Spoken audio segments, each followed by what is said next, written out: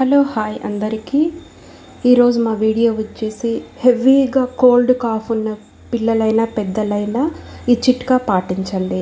తీసుకునే మెడిసిన్తో పాటు ఇలా ఒక బౌల్లో వాటర్ తీసుకొని ఇవి బాగా మరిగిన తర్వాత చూసారు కదా, వాటర్ బాగా మరగాలి.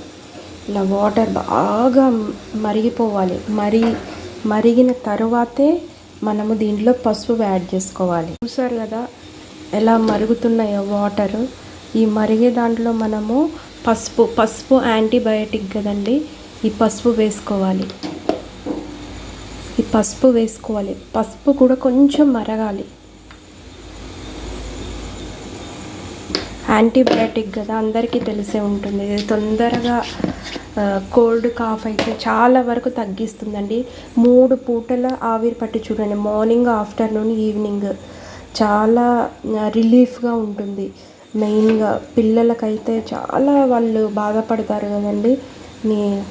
పెద్దవాళ్ళైనా పిల్లలైనా రిలీఫ్గా ఉండడానికైతే తీసుకునే మెడిసిన్తో పాటు ఇది కూడా ట్రై చేయండి. మనం స్టవ్ కట్టేసుకొని ఇప్పుడు ఆవిరి పట్టుకుందాం.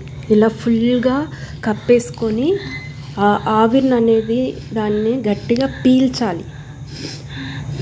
అందరికీ తెలిసే ఉంటుంది. ఇలా చేస్తే ఇప్పుడు ఎవరు పాటించట్లేదు, కానీ కంపల్సరీగా పాటిస్తే మాత్రం డెఫినెట్గా తగ్గిపోతుంది.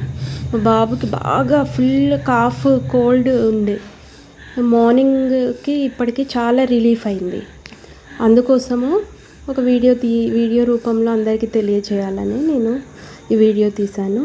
మీకు నచ్చినట్లయితే please like, share and subscribe. Please like my channel. ఓకేనా ఫ్రెండ్స్, చెయ్యి.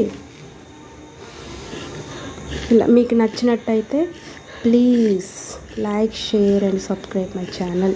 చూస్తున్నారు కానీ లైక్ చేయట్లేదండి. Please like.